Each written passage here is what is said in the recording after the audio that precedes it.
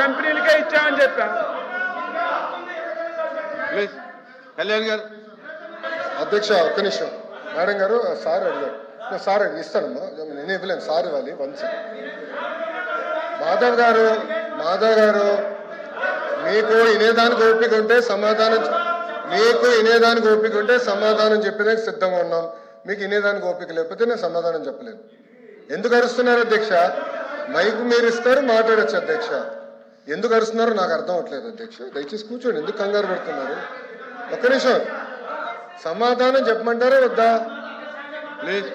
మాధవ్ గారు మీరు అడిగిన ప్రశ్నకి సమాధానం చెప్పమంటారా వద్దా? దయచేసి మెంబర్స్ కూర్చోండి. నేను సమాధానం చెప్పినాను సార్. రావులా కూర్చోండి, మీ సీట్లో కూర్చోండి. రావులా సార్ మళ్ళీ కూర్చోండి. ఇప్పుడు ఆయన ఒక ప్రశ్న అడిగారు అధ్యక్ష.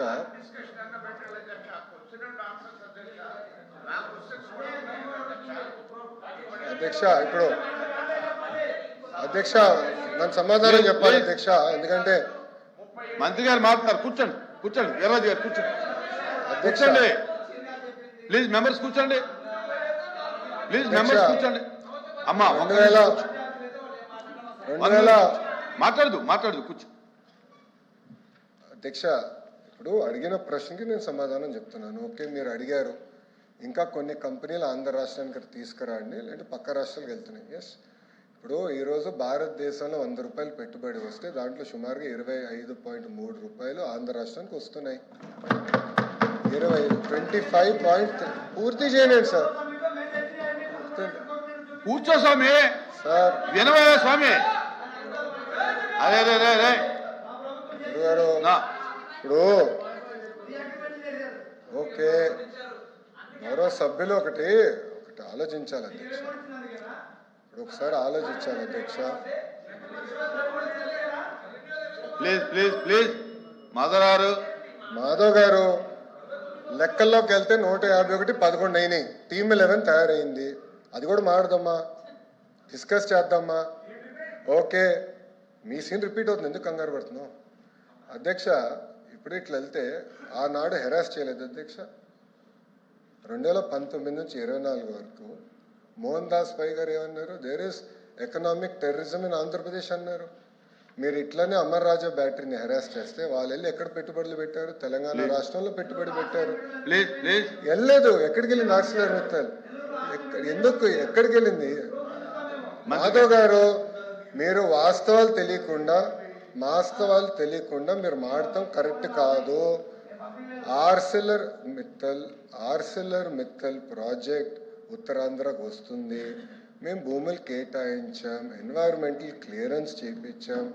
పక్క రాష్ట్రాల్లో 10 సంవత్సరాల ప్రాజెక్ట్ ముందరికి వెళ్ళకపోతే ఇక్కడ ఉన్న మా మంత్రి టీజీ భరత్ గారి నాయకత్వంలో 16-17 నెలల్లో వాళ్ళని తీసుకొచ్చాం.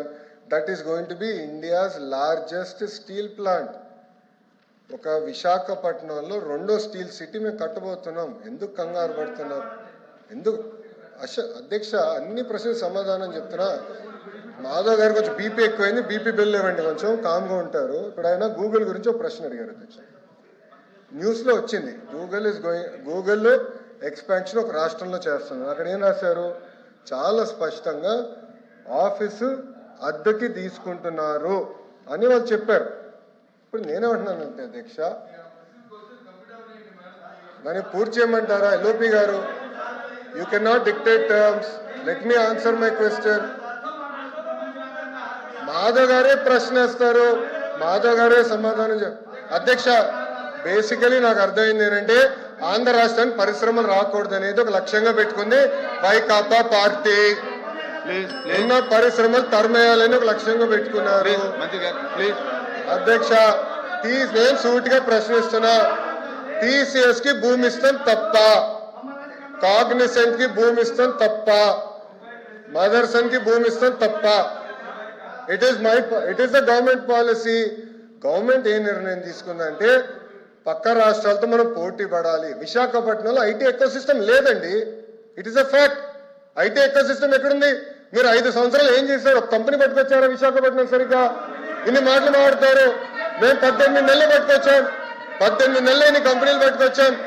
ఆర్సిలర్ మిత్తల్ విశాఖపట్నానికి వచ్చింది, ఈ రోజు టీసీఎస్ విశాఖపట్నానికి వచ్చింది. కాగ్నిసెంట్ విశాఖపట్నానికి వచ్చింది.